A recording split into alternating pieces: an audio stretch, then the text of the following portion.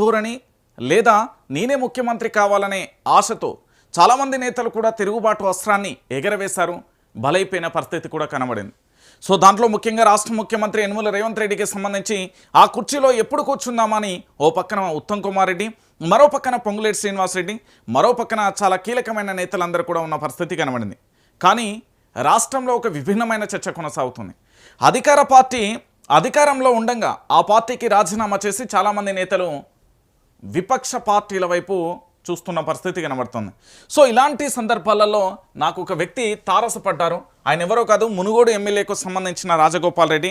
అయితే మునుగోడు ఎమ్మెల్యేకు సంబంధించిన రాజగోపాల్ రెడ్డి విషయంలో కాంగ్రెస్ పార్టీ స్టాండ్ ఎలా ఉండబోతుంది, దానికి సంబంధించి కూడా మనం చర్చించే ప్రయత్నం అయితే చేద్దాం. ఎందుకంటే మునుగోడు ఎమ్మెల్యేకు సంబంధించిన రాజగోపాల్ రెడ్డి విషయంలో కాంగ్రెస్ పార్టీ ఎలాంటి నిర్ణయం తీసుకుంటుంది. కాంగ్రెస్ పార్టీ నిజంగా కూడా మొదటి నుంచి కూడా కాంగ్రెస్ పార్టీని నమ్ముకున్న వ్యక్తి. ఆ తర్వాత బీజేపీలోకి వెళ్ళిపోయిన తర్వాత, బీజేపీ నుంచి గెలిచిన తర్వాత తిరిగి కాంగ్రెస్ పార్టీలోకి తీసుకునే తరుణంలో అంటే పూర్తి స్థాయిలో ఒక రకమైన ఒప్పందం ఉంది. ఆ ఒప్పందం ప్రకారం పూర్తి స్థాయిలో కూడా మంత్రి పదవి ఇస్తానంటూ అప్పుడు కాంగ్రెస్ పార్టీకి సంబంధించి వాగ్దానం చేసిన పరిస్థితి కనబడుతుంది. అయితే కాంగ్రెస్ పార్టీ అధికారంలోకి వచ్చినప్పటి నుంచి అంటే 2022-23 నుంచి పూర్తి స్థాయిలో మీరు చూడొచ్చు, దాదాపుగా 28 నెలల కాలం పూర్తయిపోయింది.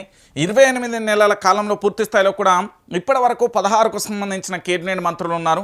మరో 3 అంటే 2-3 కీలకమైన మంత్రి పదవులు కూడా ఖాళీగా ఉన్నాయి. అందులో విద్యాశాఖ కావచ్చు, హోంశాఖ కావచ్చు, మున్సిపల్ శాఖకు సంబంధించి ఈ 3 పదవులు ఖాళీగా ఉన్న పరిస్థితి మనందరం కూడా చూస్తున్నాం.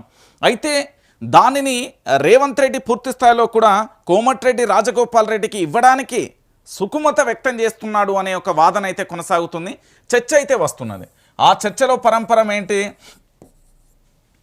ఇప్పుడున్న మంత్రులలో కొంతమంది మంత్రులను తొలగించడం, దాంతోపాటు కొంతమంది మంత్రులను తొలగించి దాంట్లో కొత్త వారికి అవకాశం కల్పించే అవకాశం కూడా జరుగుతుంది అంటూ కూడా ఒక రకమైన చర్చ అయితే గాంధీ భవన్లో జరుగుతుంది.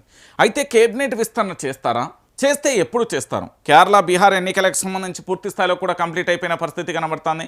సో దాంట్లో భాగంగా ఆ రిజల్ట్స్ వచ్చిన తర్వాత చేస్తారా, లేకపోతే ఎప్పుడు చేస్తారు అనేది ఒక అంశం తెర మీదకి వచ్చింది. నిన్న మొన్నటి వరకు ఏమన్నారు, అసెంబ్లీ ఎన్నికలు అయిపోగానే పూర్తి స్థాయిలో కేబినెట్కు సంబంధించిన విస్తరణ ఉంటుంది అని చెప్పారు.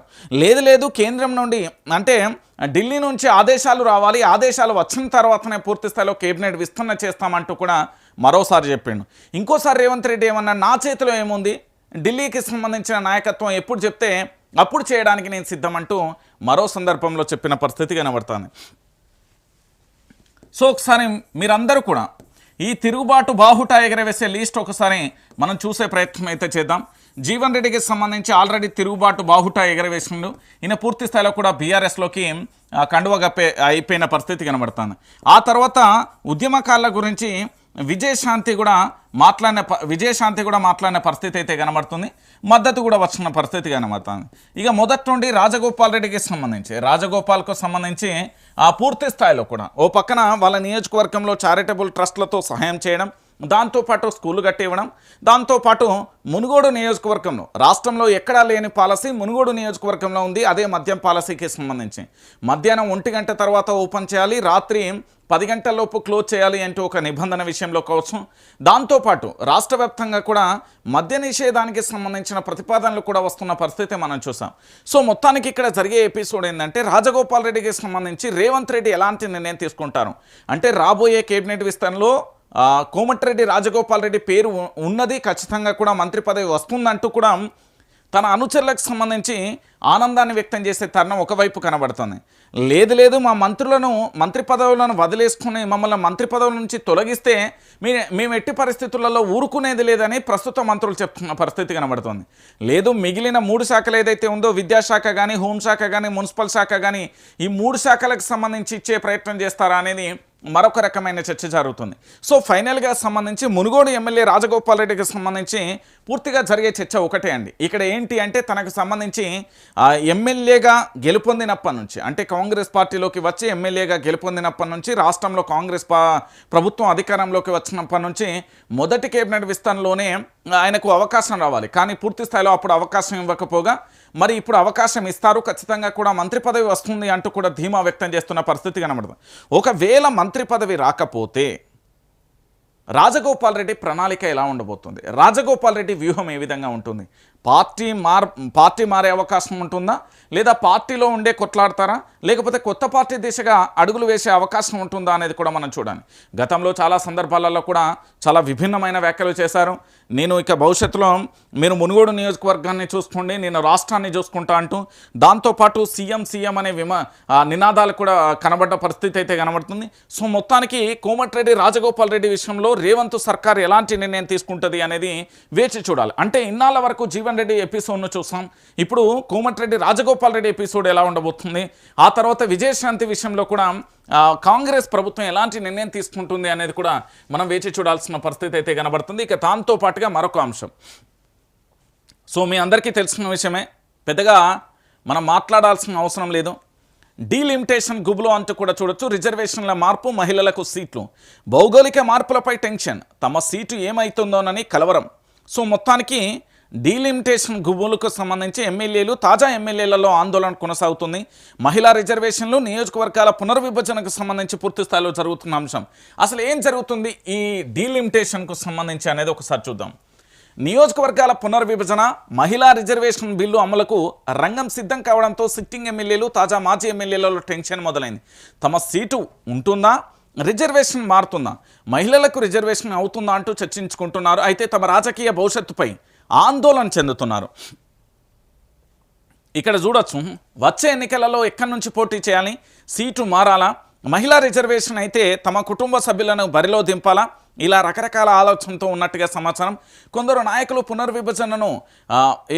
పునర్విభజనకు సంబంధించి ఎలా వచ్చినా పర్వాలేదు, ఏదైనా పర్లేదు, మానసికంగా కూడా సిద్ధమైనట్టుగా ఏ విధంగానైనా పోటీ చేయాల్సిందేనని తమ కుటుంబ సభ్యులను ఇప్పటి నుంచే పార్టీ నాయకులకు సంబంధించి కానీ రాజకీయ పార్టీకి సంబంధించిన నేతలకు సంబంధించిన కుటుంబ ఫంక్షన్లు కానీ, పెళ్లిళ్ళు కానీ, పరామర్శల పేరుతో తిప్పడం ప్రారంభించినట్టుగా తెలుస్తుంది. రాష్ట్రంలో ప్రస్తుతం ఉన్న 119 అసెంబ్లీ సెగ్మెంట్లకు రాష్ట్ర వ్యాప్తంగా పునర్విభజన తర్వాత అవి 182కు చేరే అవకాశం ఉంటుంది. లోక్సభ స్థానాలు 15 నుంచి 26కు పెరగనున్నాయి. ఇందులో 60 ఎమ్మెల్యే సీట్లు, 9 లోక్సభ స్థానాలు అంటే మహిళలకు సంబంధించి పూర్తి స్థాయిలో రిజర్వేషన్ కానున్నాయి. అదే సమయంలో ఎస్టీ కానీ, ఎస్సీ కానీ రిజర్వేషన్ సీట్లలో కూడా మార్పులు చోటు చేసుకునే అవకాశం అయితే కనబడుతుంది. ఆ మార్పు చేసుకునే అవకాశాలలో అధికంగా ఉన్నాయి. దీంతో 2029లో జరిగే ఎన్నికలలో భారీ మార్పులు తథ్యమని కూడా అభ్యర్థులు అంచనా వేస్తున్న పరిస్థితి అయితే కనబడుతుంది. సో నేతలలో సీటు కలవరం, నియోజకవర్గాల పునర్విభజన, మహిళలకు చట్టసభలలో 33% రిజర్వేషన్ అమలు తర్వాతనే ఎన్నికలు జరుగుతున్నాయని స్పష్టమవుతున్న పరిస్థితి అయితే కనబడుతుంది. ఈ నెల 16 నుంచి 18 వరకు జరిగే పార్లమెంట్ సమావేశాలలో చట్ట సవరణ చేయనున్నారు. అయితే బీజేపీ తమ పార్టీ ఎంపీలకు విప్పు కూడా జారీ చేసింది. ఈ నేపథ్యంలో ఇక వచ్చే ఎన్నికలలో తెలంగాణలోని అసెంబ్లీ, లోక్సభ స్థానాలు పెరగడం ఖాయంగా మారింది. ఈ నేపథ్యంలో సిట్టింగ్ ఎమ్మెల్యేలు, తాజా మాజీ ఎమ్మెల్యేలలో కొత్త గుబులు మొదలైంది. తమ నియోజకవర్గంలో వచ్చే ఎన్నికల నాటికి ఉంటుందా లేదా రిజర్వేషన్ మారుతుందా, మహిళలకు రిజర్వేషన్ అవుతుందా అంటూ కూడా ఆ టెన్షన్ పట్టుకున్న పరిస్థితి అయితే కనబడుతుంది. సో మొత్తానికి రిజర్వేషన్ మారినా, మహిళలకు రిజర్వేషన్ అయినా, నియోజకవర్గ సరిహద్దులు మారి ఇప్పుడున్న మండలాలు వేరే నియోజకవర్గంలో కలవడం, ఇలా ఏదో ఒక కారణంతో తమ నియోజకవర్గానికి ఎఫెక్ట్ అయితే ఎలా అనే ఆలోచనలో కూడా శాసనసభ్యులు, మాజీ శాసనసభ్యులు తీవ్రంగా కూడా వెంటాడుతున్న ఇలాంటి ప్రశ్నలు. సో దీనికి ప్రత్యామ్నాయంగా ఏం చేయాలనే అంశానికి సంబంధించి చర్చించుకుంటున్న పరిస్థితి అయితే కనబడుతుంది. ఇప్పుడు అసలు సినిమా నేను చూపెడతాను. ఏంది అంటే తెలంగాణ రాష్ట్ర వ్యాప్తంగా ప్రజలు ఏం చేయాలి, ఎందుకంటే ఈ అంశానికి సంబంధించి ఎప్పటి నుంచో ఒక రకమైన చర్చ కొనసాగుతుంది. సో దాంట్లో భాగంగా ఏం జరుగుతుంది, ఏం కథ అనేది కూడా చూసే ప్రయత్నం అయితే చేద్దాం. దాంట్లో అసలు ఏమిటిది, ఏం కథ అనేది ఒక స్పష్టమైన వైఖరి. సో 119 అసెంబ్లీ సెగ్మెంట్లు అండి ప్రస్తుతం. ఈ ప్రస్తుతానికి సంబంధించి 119 అసెంబ్లీ సెగ్మెంట్లలో ఏం జరుగుతుంది. ఇప్పుడు 119 అసెంబ్లీ సెగ్మెంట్లకు 2013 తర్వాత అంటే 2014 నుంచి 2022, 22 నుంచి 23, దాంతోపాటు 23 నుంచి 29 వరకు పూర్తి స్థాయిలో కూడా చాలామంది పోటీ చేసే అవకాశం ఉంటుంది. మీరందరూ కూడా మనందరం కూడా ఆలోచించాల్సిన విషయం ఏంటంటే తెలంగాణ రాష్ట్ర వ్యాప్తంగా కూడా చాలా వరకు కూడా మనం చూస్తున్న పరిణామాలు కానీ ఇతరత్ర కానీ అన్నీ చూసే ప్రయత్నం చేద్దాం. సో 119 అసెంబ్లీ సెగ్మెంట్లు అంటే దగ్గర ఇక్కడ ఒక 4 పార్టీలు వేసుకున్నా కూడా, 4 అభ్యర్థులు పోటీ చేసినా కూడా దాదాపుగా ఎంత లేదన్నా 476 మంది ఏంది అంటే బరిలో ఉంటారు. అంటే స్వతంత్ర అభ్యర్థులు కాకుండా ఓన్లీ నేను చెప్పేది ఏంటంటే పార్టీల నుండి పోటీ చేసే అభ్యర్థులు, అంటే 4 పార్టీల నుండి, అంటే కాంగ్రెస్ పార్టీ కానీ, బీఆర్ఎస్ కానీ, బీజేపీ కానీ, కమ్యూనిస్ట్ పార్టీలకు సంబంధించి 476 మంది ఉంటారు. ఒకవేళ ఇవి 182 అయిపోయిన తర్వాత దాంతోపాటు ఏంది అంటే ఇక్కడ 182 స్థానాలు అయితే దీంట్లో పూర్తి స్థాయిలో పోటీ చేసే అభ్యర్థులు 728 మంది అవుతారు. సో రాజకీయంగా ప్రతిసారి కూడా ఇంతమంది అభ్యర్థులు తెలంగాణలో పోటీ చేస్తున్నారు అనేది వాస్తవమైన విషయం. ఇది అందరూ కూడా గ్రహించాల్సిన విషయం ఏంటంటే, తెలంగాణ సమాజం మొత్తం కూడా చూడాల్సిన విషయం ఏంటంటే, దయచేసి నేను తెలంగాణ సమాజానికి చెప్పే విషయం ఏంటంటే, ఇక్కడ తెలంగాణ రాష్ట్ర వ్యాప్తంగా పూర్తి స్థాయిలో కూడా మనం అనుకుంటున్నది ఏంటంటే 119 అసెంబ్లీ సెగ్మెంట్ల